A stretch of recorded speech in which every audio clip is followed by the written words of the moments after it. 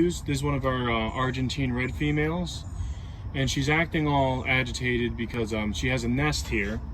So we took the top off of her nest, and in there is where she built a nice nest for herself, and she's basically protecting it now. And it just rained last night, and a lot of times tegus like to lay after it rains. So we're going to remove her first for her safety, reduce stress on her, to reduce stress on me, and then we're going to see how many eggs she has. It's been a weird year for tegus, at least here in South Carolina.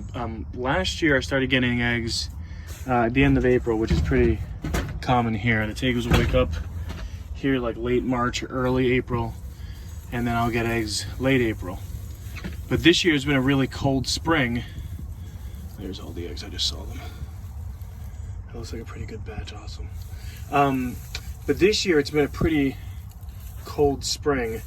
We've had a lot of cool nights, and even the daytime temps aren't as warm as they were last year or the year before.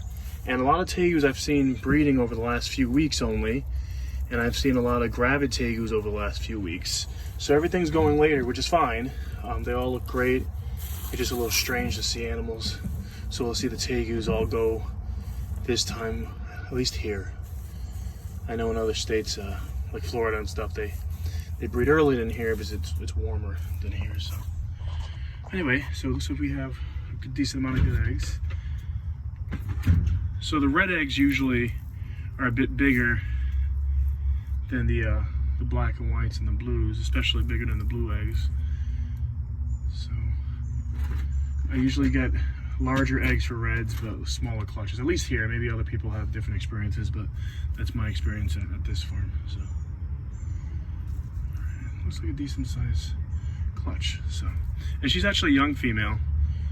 I got her from my buddy Martine and raised her up from a baby. See this right here, this is obviously not a good egg.